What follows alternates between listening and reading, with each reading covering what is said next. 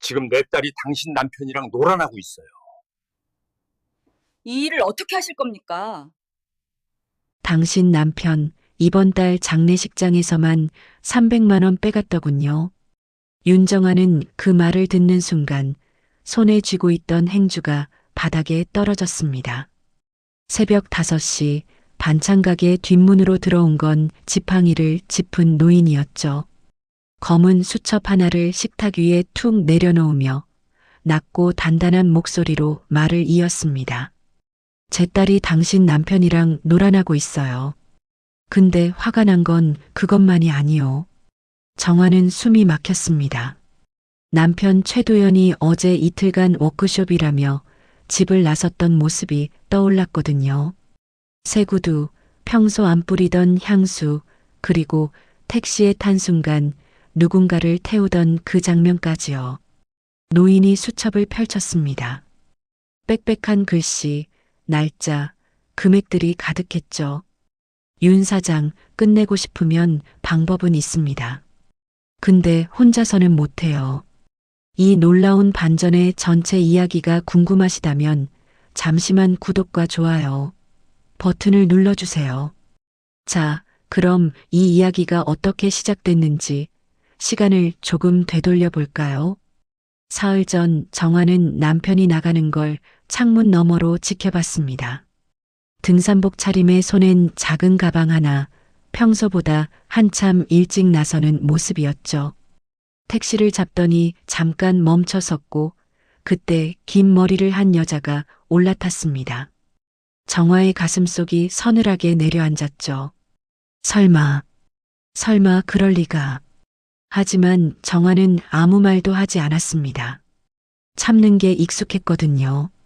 결혼 15년 남편이 큰 소리 칠 때마다 내가 좀 더 참자를 먼저 삼키며 살아왔으니까요. 남편은 구청시설관리팀에서 일한다며 늘 바빴고 요즘은 지방점검이니 워크숍이니 핑계가 더 늘어났습니다. 정화는 새벽마다 반찬가게 셔터를 올렸습니다. 손끝은 늘 맵고 작고 마음은 늘 조심스러웠죠. 동네 사람들은 정화를 성실한 사장님이라 불렀지만 정화 스스로는 그저 버티는 사람이라고 생각했습니다. 그날도 그랬습니다. 남편이 나간 지 20분쯤 지났을 때 가게 뒷문 쪽으로 낯선 발소리가 들렸어요.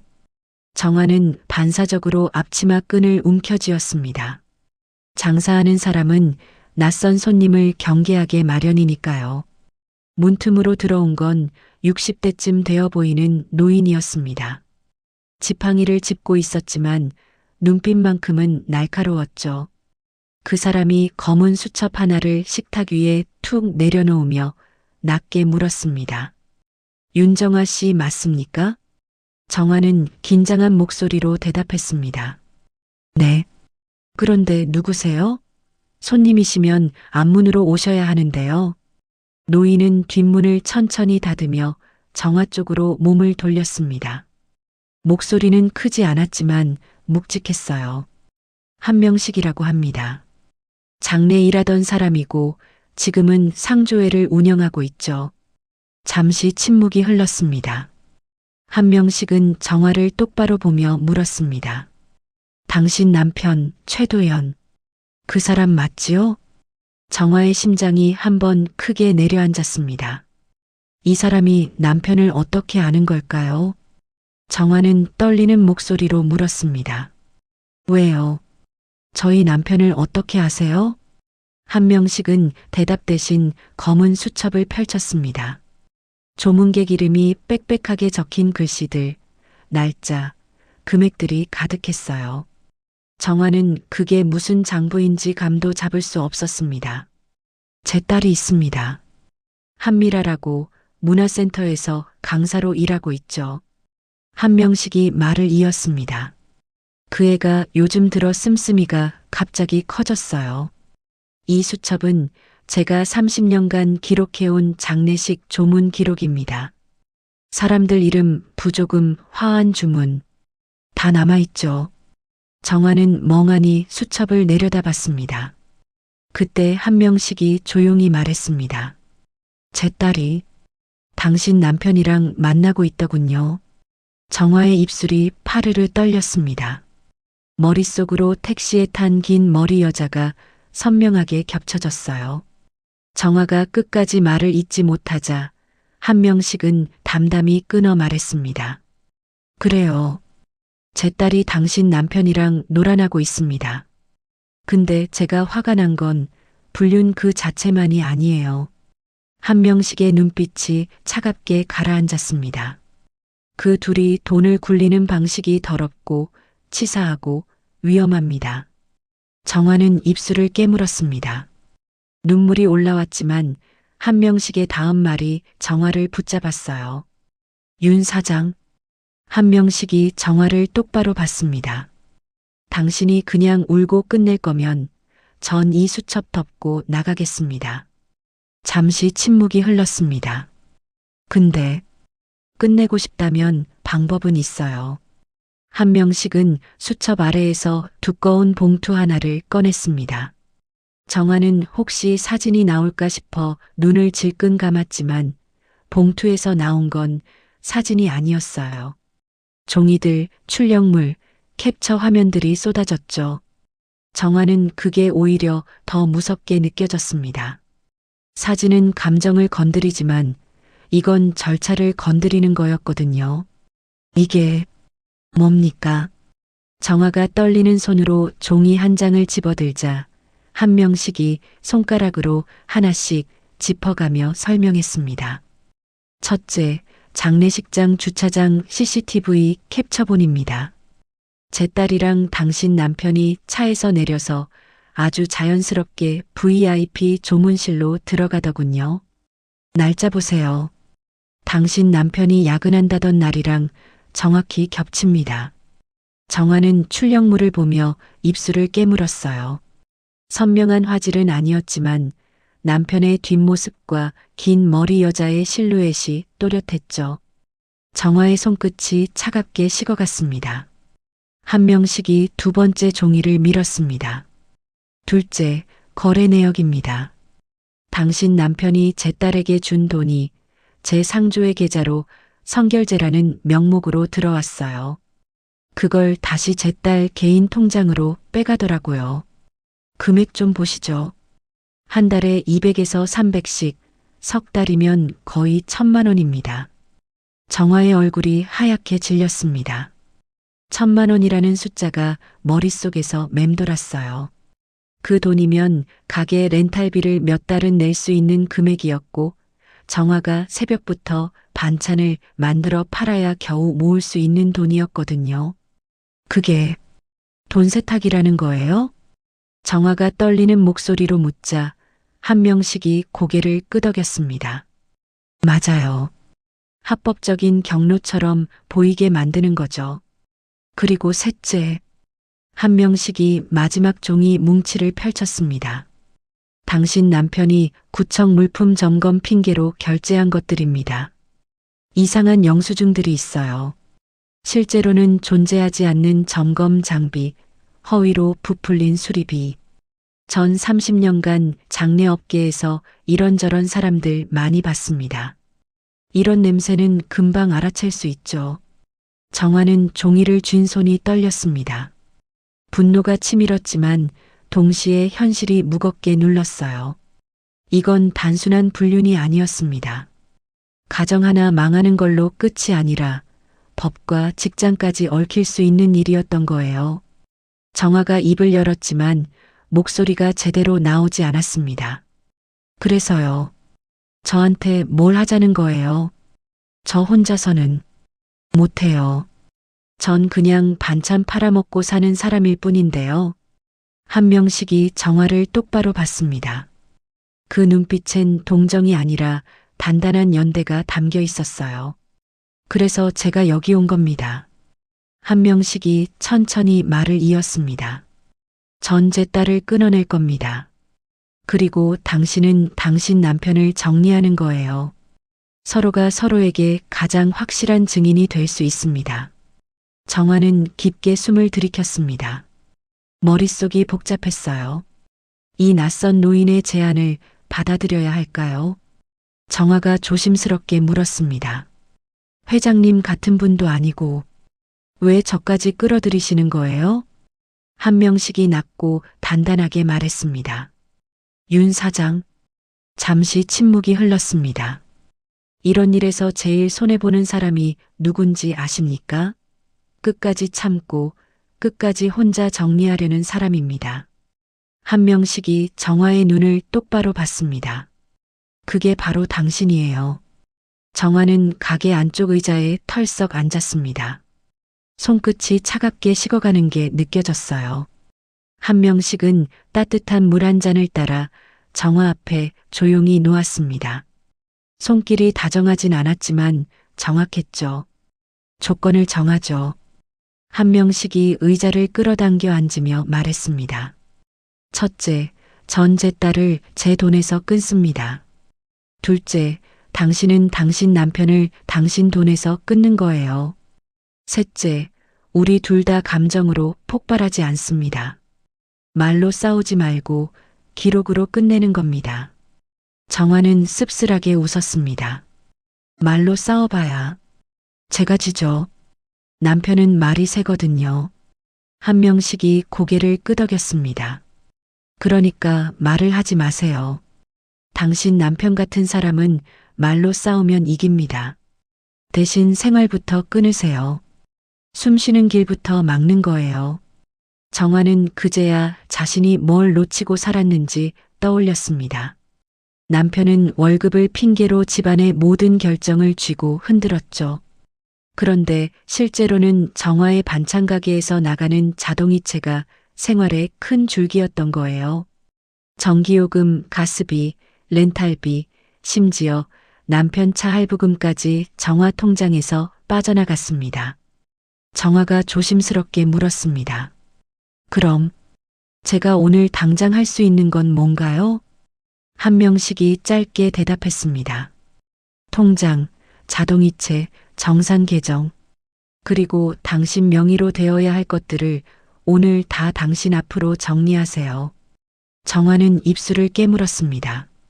눈물이 나려다가 멈췄어요. 지금은 울 때가 아니었거든요. 한명식이 메모지에 뭔가를 적어 정화에게 건넸습니다. 자동이체 정리 렌탈 정산 명의 변경 필요하면 은행 방문. 정화가 메모지를 받아들며 떨리는 목소리로 말했습니다. 저 해볼게요. 근데 남편이 알면 난리 칠 텐데요. 한명식이 지팡이를 톡 바닥에 찍었습니다. 난리치게 두세요. 잠시 정적이 흘렀습니다. 난리친 순간부터 그 사람은 스스로 증거를 만듭니다. 화내는 사람이 지는 게임이에요. 정화는 한참을 말없이 고개를 끄덕였습니다. 한명식이 일어서며 마지막으로 말했어요. 윤 사장, 15년 참았으면 이제 됐습니다. 참는 건 미덕이 아니라 손해예요. 오늘부터는 당신이 주도하는 겁니다. 한명식은 지팡이를 짚고 뒷문으로 나갔습니다. 문이 닫히는 소리가 생각보다 크게 울렸어요. 정화는 혼자 남은 가게 안에서 메모지를 내려다봤습니다. 자동이체 정리. 간단한 글자였지만 정화에겐 무겁게 느껴졌습니다. 하지만 동시에 뭔가 뚫리는 기분이었어요. 정화는 천천히 일어나 가게 안쪽 컴퓨터 쪽으로 걸어갔습니다. 손이 떨렸지만 마우스를 켰어요. 화면이 켜지자 은행 앱 아이콘이 보였습니다. 정화는 숨을 한번 크게 들이마시고 클릭했습니다. 로그인 화면이 떴고 정화는 비밀번호를 천천히 눌렀어요. 자동이체 관리 메뉴가 보였습니다. 거기엔 수십 개의 항목이 줄줄이 늘어서 있었죠. 남편 이름으로 된 것, 정화가 몰랐던 것, 심지어 정화 명의인데 남편이 마음대로 설정해 놓은 것까지요. 정화는 하나씩 천천히 읽어 내려갔습니다. 그러다 멈췄어요. 최도연 차량 할부금 자동이체 항목이 눈에 들어왔거든요. 정화 통장에서 매달 50만 원씩 빠져나가고 있었습니다. 이것도 내 돈으로 냈구나. 정화는 중얼거리며 해지 버튼을 눌렀습니다. 확인 팝업이 떴어요. 정말 해지하시겠습니까? 정화는 잠깐 망설이다가 확인을 눌렀습니다. 해지되었습니다. 그 메시지를 보는 순간 정화의 가슴속 어딘가가 뚫리는 기분이 들었습니다. 무너지는 게 아니라 뚫리는 거였어요. 그날 저녁 정화는 가게 문을 닫자마자 다시 컴퓨터 앞에 앉았습니다. 손이 떨렸지만 한 명씩이 남기고 간 메모를 펼쳐놓고 하나씩 체크해 나갔어요. 첫 번째, 자동이체. 정화는 목록을 천천히 내려가며 남편과 관련된 항목들을 찾아냈습니다. 차량 할부금, 남편 명의 보험료, 심지어 남편이 쓰던 골프장 회원권 관리비까지요. 정화는 하나씩 클릭하며 해지했습니다. 클릭 한 번이 끝날 때마다 가슴속 체증이 내려가는 기분이었어요. 두 번째, 렌탈명의 변경. 정화는 정수기, 공기청정기, 안마의자까지 전부 남편 이름으로 계약되어 있던 걸 발견했습니다. 그런데 결제는 정화 통장에서 나갔죠. 정화는 렌탈 회사에 전화를 걸었어요. 네, 명의 변경하려고요. 제 명의로요. 네, 계약자가 바뀌는 거예요. 통화를 마치고 정화는 긴 숨을 내쉬었습니다. 이제 남은 건 가장 중요한 거였어요. 세 번째, 배달앱 정산 계정. 정화의 반찬 가게는 배달 주문이 꽤 많았습니다. 그런데 정산 계정이 남편 명의로 되어 있었어요. 내가 관리해야 편하다던 남편의 말을 정화는 그대로 믿었죠. 하지만 이제 보니 그건 돈줄을 주려는 거였던 겁니다. 정화는 배달앱 고객센터에 채팅을 걸었습니다. 사업자 명의와 정산 계좌 불일치로 변경 요청드립니다. 담당자가 답변했습니다. 사업자 등록증과 통장 사본 보내주시면 이틀 내 처리 가능합니다. 정화는 서류를 스캔해서 바로 전송했어요. 확인 메시지가 왔습니다. 접수 완료되었습니다. 정화는 화면을 보며 작게 중얼거렸습니다. 내 돈으로 나를 바보 만들었네. 밤이 깊어갈수록 정화의 손은 이상하게 안정됐습니다. 처음엔 떨렸지만 클릭을 반복할수록 단단해졌어요. 정화는 마지막으로 은행 앱을 열어 남편이 몰래 설정해놨던 생활비 자동이체를 찾아냈습니다. 매달 같은 날짜, 같은 금액이 남편 계좌로 넘어가고 있었죠. 정화는 망설임 없이 해지했습니다. 그때 전화가 울렸습니다. 남편이었어요. 화면에 뜬 이름만으로도 속이 뒤집혔지만 정화는 한번 크게 숨을 쉬고 받았습니다. 여보, 남편의 목소리가 들렸습니다. 평소보다 약간 급했어요. 나 지금 회식 자리라 바빠. 밥은 먹었고? 정화는 최대한 평소처럼 대답했습니다. 응, 가게 정리하고 좀 쉬었어. 당신은 워크숍이라고 하지 않았어? 회식이야? 짧은 정적이 흘렀습니다. 남편의 목소리가 미세하게 흔들렸어요. 아, 워크숍 일정이 좀 바뀌었어. 다 같이 모여서. 몰라. 복잡해. 자기, 나중에 얘기하자. 정화는 웃지도 따지지도 않았습니다. 그냥 담담하게 말했어요. 그래, 바쁘면 끊어. 몸 조심하고. 그래. 전화를 끊는 순간 정화는 손바닥에 땀이 차 있음을 느꼈습니다. 하지만 예전처럼 무너지지 않았어요. 목소리가 떨리지도 않았죠. 정화는 휴대폰을 내려놓고 컴퓨터 화면을 다시 봤습니다. 해지 완료된 항목들이 줄줄이 나열되어 있었어요.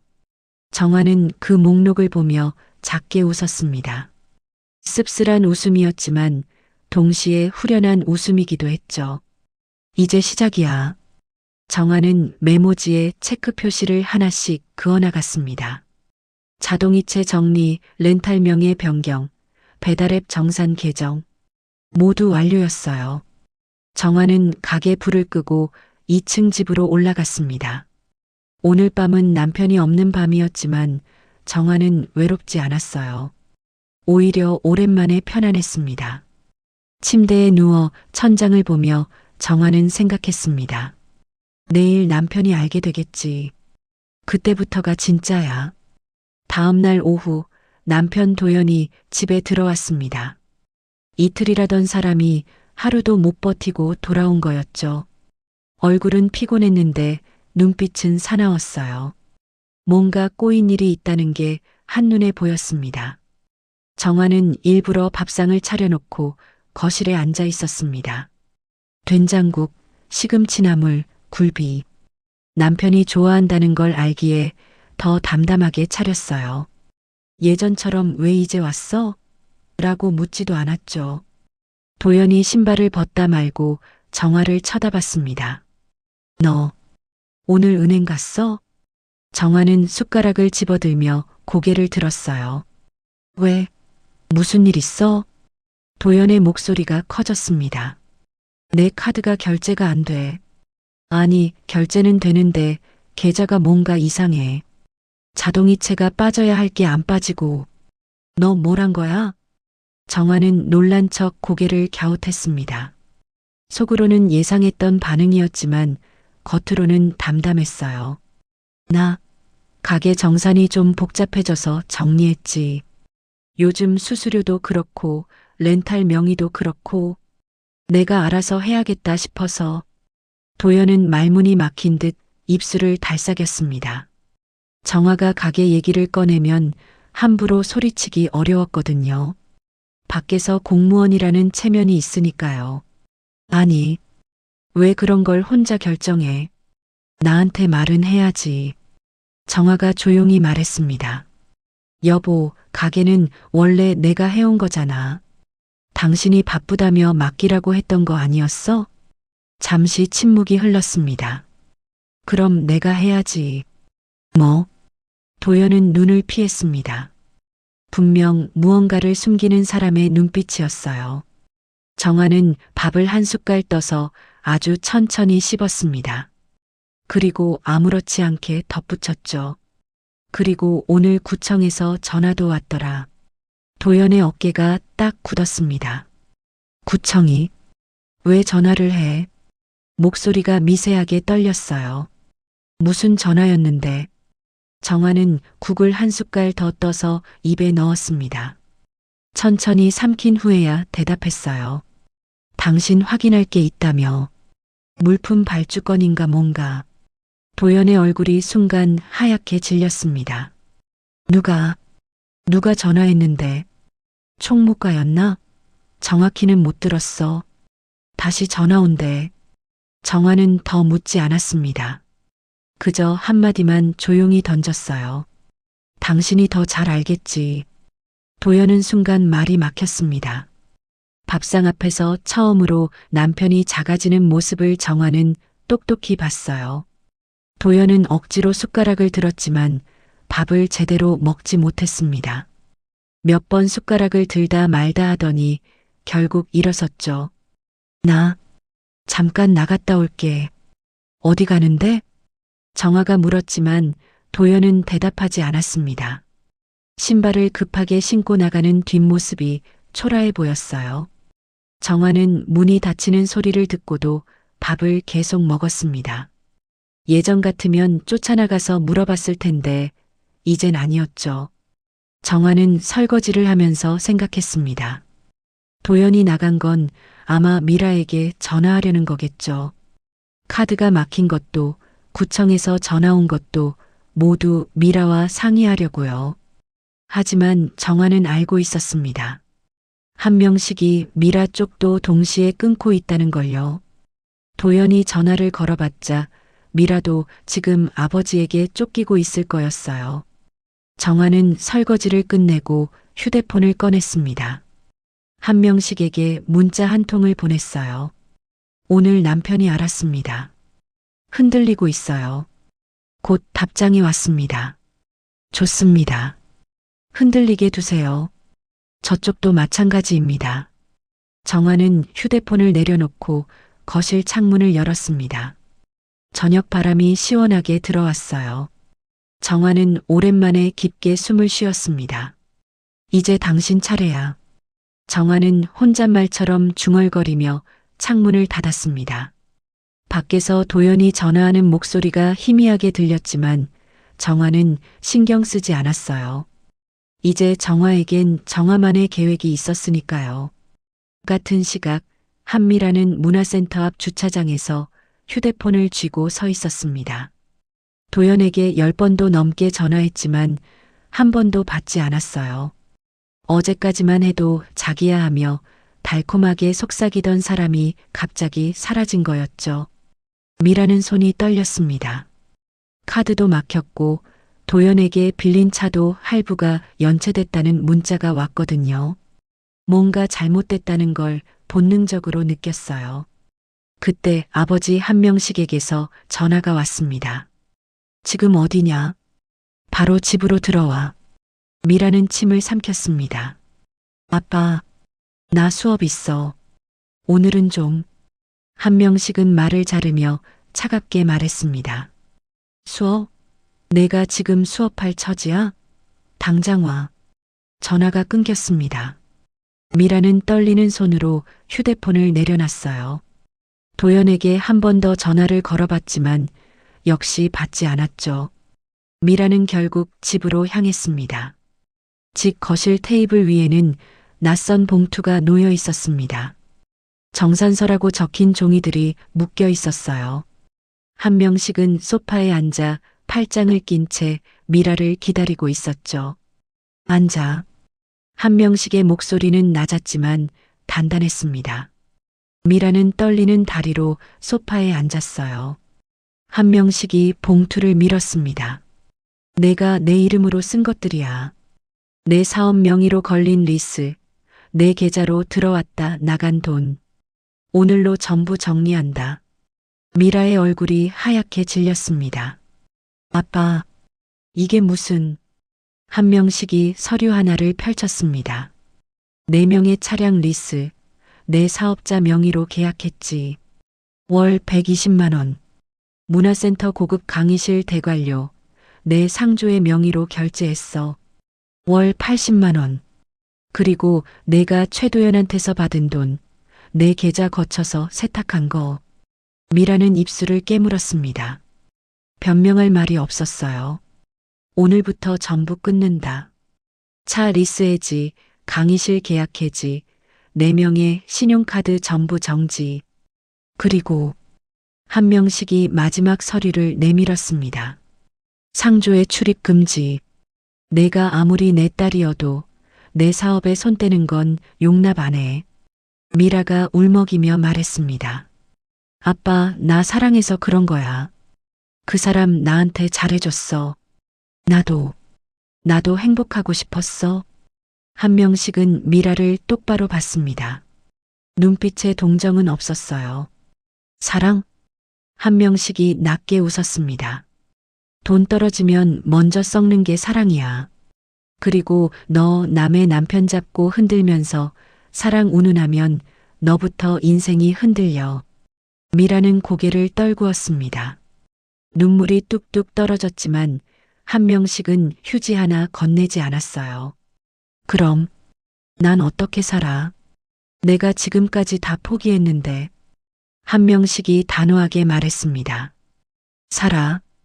근데 내 돈, 내 이름, 내 체면을 발판 삼아 살지 마. 내 인생은 내가 책임져. 미라는 그제야 공포를 느꼈습니다. 바깥 남자 문제가 아니라 집 자체가 끊기는 공포였어요. 도연도 연락이 안 되고 아버지도 냉정하게 등을 돌렸죠. 미라는 떨리는 손으로 휴대폰을 꺼냈습니다. 도연에게 마지막으로 문자를 보냈어요. 도연아, 제발 전화 좀 받아.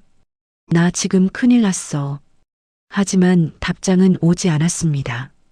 읽음 표시도 뜨지 않았어요.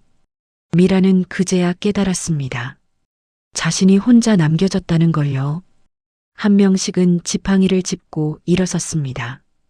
일주일 안에 짐 빼. 내 방은 월세 나야겠다. 아빠, 제발. 말했잖아. 내 인생은 내가 책임지는 거야.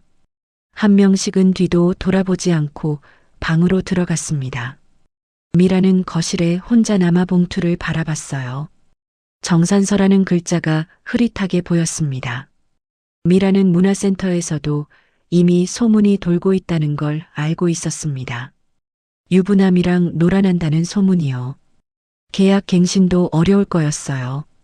미라는 휴대폰을 꺼안고 바닥에 주저앉았습니다. 도연도 없고 아버지도 등 돌렸고 직장도 위태로웠죠. 모든 게 한순간에 무너졌습니다. 정화는 한명식과 함께 준비했습니다. 폭로가 아니라 정리였어요. 화내는 대신 서류를 만들었죠. 정화의 단골 손님 중에 변호사가 있었습니다. 반찬을 사러 오던 그 사람이 조용히 말했어요. 증거가 사진보다 무서운 게 거래 기록이에요. 감정으로는 못 이겨요. 근데 기록은 이깁니다. 정화는 고개를 끄덕였습니다. 이제 감정은 뒤로 미뤘어요. 며칠 뒤 가정법원 조정실 복도. 도연은 구겨진 셔츠를 입고 초조한 눈으로 서성였습니다. 옆에는 미라가 없었어요. 미라는 이미 아버지에게 끊겼고 도연은 이제 혼자였죠. 정화가 복도로 들어섰습니다. 단정한 코트, 깔끔하게 묶은 머리, 지치지 않은 얼굴. 도연이 달려들 듯 다가왔어요. 정화야, 우리 이렇게까지 할 일이야? 내가 잠깐 흔들린 거야. 다시 시작할 수 있어. 정화는 한 걸음 뒤로 물러서며 말했습니다. 잠깐이었으면 당신이 돈을 그렇게까지 쓰진 않았겠지. 도연이 움찔했습니다. 무슨 소리야? 정화는 조정실 문 앞에서 봉투 하나를 꺼내 들었습니다. 장례식장 주차장 CCTV 캡처, 거래 내역서, 구청 물품 발주 영수증, 통화 시간대 기록. 조정위원 앞에 놓일 자료였어요. 도연의 얼굴이 순간 하얗게 질렸습니다. 이거 어디서? 정화는 도연을 차분하게 바라보며 낮게 말했습니다. 당신이 몰랐겠지. 세상엔 기록을 남기는 사람들이 있어. 그리고 그 기록은 사람을 살리기도 하고 끝내기도 해. 도연이 목소리를 낮췄습니다. 정화야, 진짜 미안해. 돈은 내가 갚을게. 당신 원하는 대로 할게. 정화는 아주 짧게 웃었습니다. 원하는 대로? 난 원래부터 내 삶을 원했어. 근데 당신이 그걸 뺏었잖아. 조정실 문이 열렸습니다.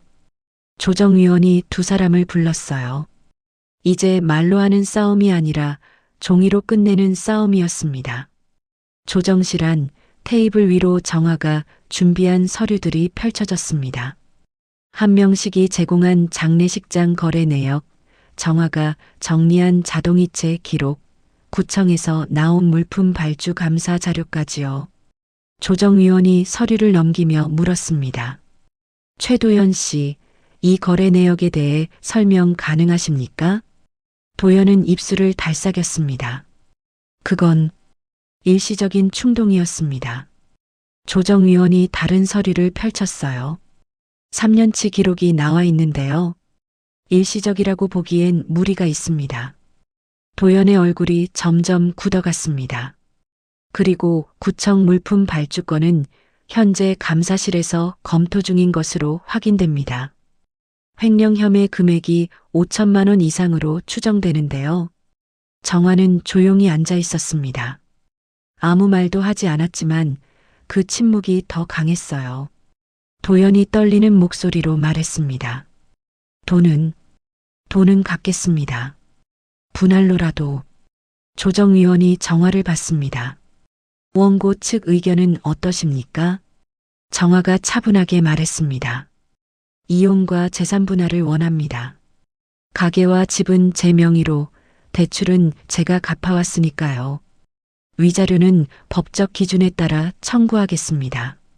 조정위원이 고개를 끄덕였습니다. 이 정도 증거면 형사 고발도 가능한 사안입니다. 조정으로 마무리하시는 게 피고 측에 유리할 수 있습니다.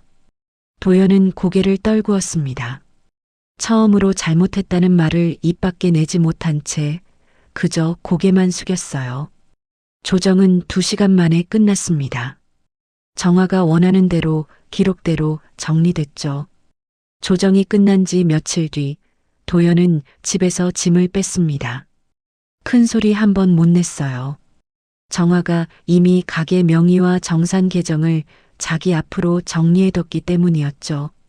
도연은 내가 벌어온다는 말의 근거를 완전히 잃었습니다. 구청에서는 징계위원회가 열렸습니다.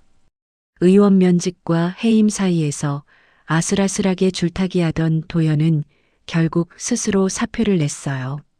그게 체면을 지키는 마지막 방법이었거든요. 비가 오는 어느 저녁, 도연이 반찬가게 앞에 섰습니다. 우산도 없었어요. 유리문 너머로 정화가 보였죠. 정화는 계산대를 정리하다가 도연을 봤습니다. 도연이 문을 두드렸어요. 정화야, 잠깐만. 나 진짜 갈 데가 없어. 정화는 천천히 문을 열고 딱 문턱만 넘지 않게 섰습니다. 비를 맞으며 서 있는 도연을 내려다봤어요. 갈 데가 없으면 그동안 나한테 왜 그랬어? 당신은 내 마음이 어디로 가는지 생각해 본 적 있어? 도연이 울먹였습니다. 내가 미쳤던 거야. 한 번만 봐줘. 정화는 고개를 저었습니다. 그리고 아주 조용히 그러나 확실하게 말했어요. 당신이 잘못한 건 나를 만만하게 본 거야. 정화는 우산을 내밀지도 않았습니다. 대신 문을 천천히 닫았어요. 복수라기보다 정리였습니다. 그게 더 무서운 사이다였죠. 도연은 빗속에 한참을 서 있다가 결국 돌아섰습니다. 뒷모습이 처음으로 초라해 보였어요. 며칠 후 정화의 반찬 가게엔 작은 계약서가 하나 더 붙었습니다. 근처 요양원 3곳 납품 계약이었어요. 큰 돈은 아니었지만 정화의 손으로 따낸 계약이었죠. 한 명씩이 가끔 반찬을 사러 왔습니다. 말은 많지 않았지만 계산대에 돈을 놓으며 한마디씩 했어요. 잘 정리했소. 윤 사장도 이제 사장답네요. 정화는 그 말들이 고마웠습니다. 위로가 아니라 인정이었거든요. 어느 새벽 정화는 평소처럼 셔터를 올렸습니다. 손끝은 여전히 맵고 짰지만 마음은 더 이상 조심스럽지 않았어요. 정화는 가게 안으로 들어가 불을 켰습니다. 주방에서 밥을 짓는 냄새가 퍼졌습니다. 갓 지은 쌀밥 냄새, 된장국 끓는 냄새, 김치 무치는 냄새. 정화는 그 냄새들을 오래 맡았어요. 동네 사람들이 하나둘 들어왔습니다. 사장님, 요즘 얼굴 좋아졌네요. 뭔가 달라 보여요. 정화는 웃으며 반찬을 담아줬습니다. 예전엔 웃음이 억지였다면 이젠 진짜 웃음이었어요. 정화는 계산대에 앉아 장부를 펼쳤습니다. 이제 이 장부는 온전히 정화의 것이었죠. 수입, 지출, 이익. 숫자 하나하나가 정화의 노력이었고 정화의 삶이었습니다. 정화는 장부를 덮으며 혼잣말처럼 중얼거렸습니다. 이제는 내 삶이 내 거야. 창문 너머로 아침 해가 떠올랐습니다. 정화는 그 햇살을 보며 깊게 숨을 들이켰어요. 오래 참았던 사람이 처음으로 숨을 편하게 쉬는 순간이었습니다. 가게 안에는 비냄새 대신 밥 냄새가 가득했고 정화의 얼굴엔 오랜만에 평온함이 떠올랐습니다. 15년간 참았던 시간이 끝나고 이제 정화만의 시간이 시작된 거였어요. 정화는 앞치마 끈을 다시 묶으며 작게 웃었습니다. 새벽의 셔터 소리가 오늘따라 경쾌하게 들렸어요. 이 이야기가 여러분께 작은 여운을 남겨드렸다면 구독과 좋아요 정중히 부탁드립니다. 끝까지 시청해 주셔서 대단히 감사합니다. 다음에 또 찾아뵙겠습니다.